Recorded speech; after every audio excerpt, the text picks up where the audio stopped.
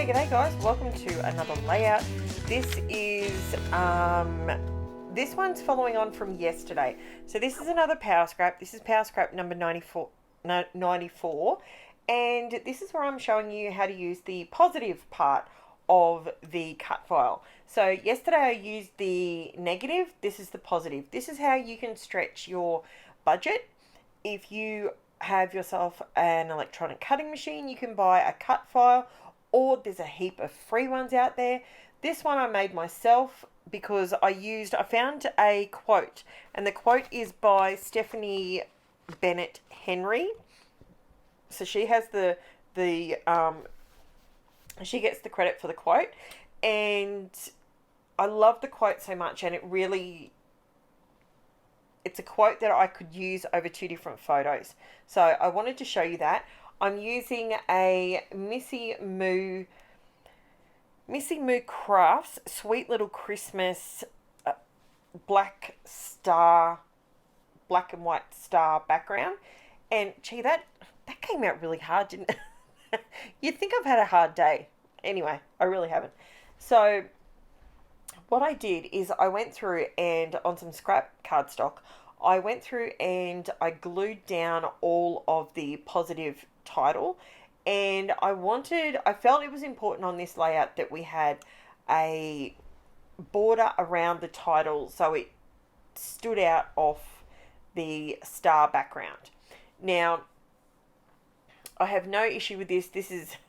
I did stress though, if you saw a video a couple of days ago, where I did put something in the wrong order. So that was a double page layout, but I was a little bit stressed that I was going to do the same thing on this one, but I didn't. Now I'm going with nice classic black and whites. Now yesterday's I tied in some fluoro colors. I'm not doing that on this one. This one is going to be very much the opposite of fluorescent. So I decided to go around the edge just with some Distress Oxide in black soot, just to give it that extra border. Can you see how it frames it a little bit better? I really do like having an offset when I cut a title on my Cricut. I like to have the offset because it allows me to make the title a feature on my page. I'm very much about that. If you're new to my channel, that's something that I do quite a lot. Rather than buying lots of different bits of ephemera, I like to make my own ephemera, and that's what you see me doing here. This is some leftover scraps because 2024 I'm trying to use up what I have in my own personal collection of things I've been collecting for years. So I'm trying to use a different paper or some scraps, or I'm trying to use things up, even though I did just go on a bit of a spending spree with cardstock, but that's okay. So I'll be mixing in some older stock with the newer stock, so you'll see videos coming through using both of them. Now these coloured pieces, they are actually off a PINKFRESH Studio Delightful Collection paper, and the paper is called Full Colour. I'll have it listed in the description with its number so you can find it. It's still, I think it's still available across the board in most stores. It basically was a paint swatch of some pastel colours across a white background. Now, I'd already used most of this, but I had some scraps. I didn't want to throw them out because I really like the colours. So this is what I decided to do with them. I felt like maybe I could do some sort of, because the edges were very brushy, you can see the blue and the green on the left hand side there. I thought maybe I could make it look more like paint dripping down. So that's what I did with it. I just sat there with my scissors and I just decided that I was going to create some sort of paint splotches, and it's actually quite effective. And considering the rest of the paper is black and white, the title's black and white, the photo's black and white, that little pop of colour, it actually reminds me a little bit of, and it's only now that I'm looking at it that it reminds me of it, but do you remember Stephanie Reed? I don't know if you've followed her or if you like her stuff, but she's got a very simplistic approach to what she creates, and she'll just add a simple pop of color with her black and white, and it's very classic. It's very chic. I love it. And it's only that I'm now looking at this back on the camera. I didn't think that when I was creating it, but now looking at it, I really like it. So I'm just using one of the off-cut pieces that I had on the edge of the star. It's taking me a bit to line this up because static electricity and all that sort of stuff. It's moving around.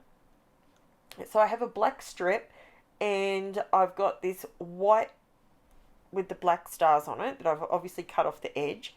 And I decided I needed something to ground the photo. I felt like it was just floating off into oblivion. So I did add a bit of texture to the black, but not the stars. So I'm just going to put it down with some art glitter glue into the center, and then I can pop that down under my photo. And it just gives like a little shelf, one for my paint splotches to be dripping down from, but it then also gives me a place to place the photo, and that works. I probably should have gone ahead and put the photo on it before I did this, but it worked out. If you're going to do this, just test your photo one more time before you glue it all down. It does, it makes it a little bit better. Doesn't that look cool?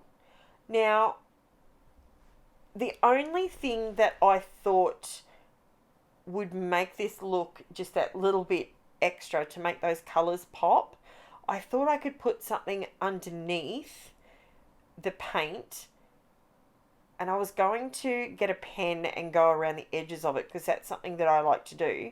But by creating the shadow with the black soot, it actually makes the paint look more like tassels.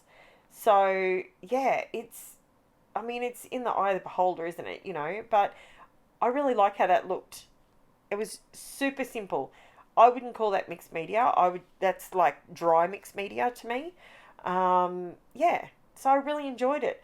This layout is super duper simple, but super easy to recreate. You might have something with spots, stars, stripes, anything like that. Big, bright, bold background. This is how you can tame a bold background.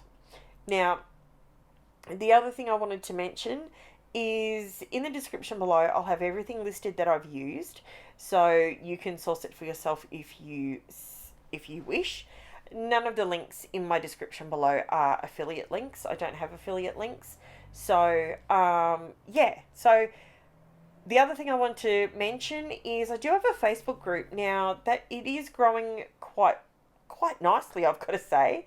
And it's really good. It's a great place to communicate with me if you want to get in touch with me for anything. I do share photos over on Instagram as well. That link is in the description. And the other thing I have in the description below is my Buy Me a Coffee link. I have gone ahead and bought and created a Buy Me a Coffee link purely because I have a lot of people that ask me, how can I contribute to your channel? You don't have memberships, you don't have subscriptions, like what do I do? And I said, well, I don't want to charge you directly, but if you want to help me out. So I created the Buy Me a Coffee link, and that is in the description if you would like to do that. So I love how this is turning out, by the way. I just want to draw your attention to what I'm doing here. So I'm adding these rhinestones. They're black rhinestones with a silver, almost like a pewter color on top of them, but they fit perfectly inside the star, and you can see the point sticking out. It looks really cool. It reminds me of, remember back in the day when we used to have rhinestones or studs on our denim? I know I am of that age. But anyway, it looks really cool. It really does. And if you're new to my channel, I really like texture on my layouts, but I don't necessarily want lots of bulk. So our albums cannot cope with lots of bulk. So it's kind of one of those things where you you're sort of damned if you do and damned if you don't. But I love the texture, and my kids love when they sit down and go through their albums. They love to feel all the lumps and bumps and gritty bits and all that sort of stuff. So yeah, it's pretty cool. Now, I'm nearly finished here, guys. Don't forget to like, subscribe, all that sort of stuff. If you don't want to leave me a comment, just leave me an emoji. I really enjoy that too. Jess leaves me emojis all the time, and I actually quite like them. So, it the reason people ask you to like, subscribe, all that sort of stuff is because it helps the YouTube algorithm share my content with other people that are possibly looking for scrapbooking ideas or mixed media ideas, all that sort of thing. So I'm just adding a little bit of sparkle to this layout. It just needed a little something. So I'm just using my Uniquely Creative clear sparkle brush, and that is it, guys. See how the stars, you can still see all of the star points. But now they've got like little rhinestones on them. They're so cute. I love it. So that is my layout for you today, guys. Let me know in the description if there's something you want me to see, something you want me to use, and I will do my very, very best to bring it to you over the next week or two. Thanks so much for watching, and I will be back tomorrow with another video. Bye for now, guys.